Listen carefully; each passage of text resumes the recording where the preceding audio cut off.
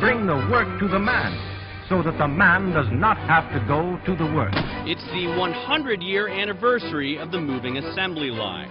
And in this office and in these halls was where the late Henry Ford began to lay the foundation of his industrial marvel. Today, his great-grandson, Bill Ford, carries out his legacy. Well, it's really amazing that we're still talking about it a century later. I mean, you think about most other pieces of industrial technology, or technology in general, and they have an active life of, you know, a few years, usually at most. And here we are 100 years later, and the assembly line, while it's evolved, is still very much the same. What do you think we're going to see as far as changes now? Does technology affect it at all? A lot. I mean, first of all, you think of robotics coming into the plant and that technology, and there's a lot of software now being used in plants to enhance the quality process and the standardization process. But also, what we're building is different. And a few years ago, you used to have a plant for a vehicle. And now, with what we call flexible manufacturing, we can send multiple vehicles down the same line. I wonder what Henry Ford would think today if he saw the flexibility, and they have so many techniques that kind of improve upon his original idea. One thing I think he particularly loved is all the new technology coming into our industry. I think he'd be very excited by that. He was always looking forward.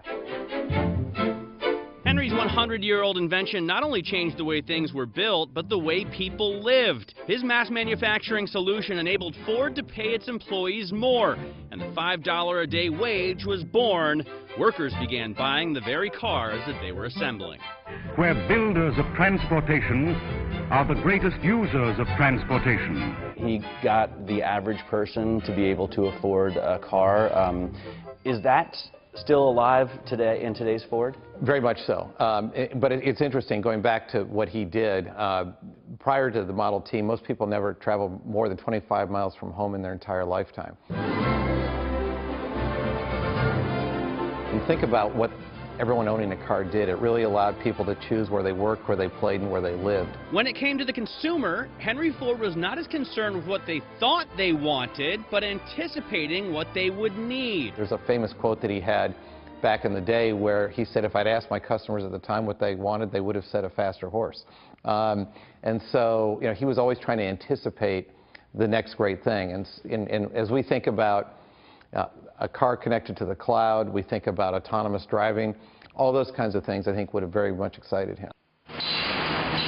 While the modern-day assembly line may have shifted gears over the past 100 years, much of Henry's original vision remains intact. It is very much back to the future in terms of Henry Ford.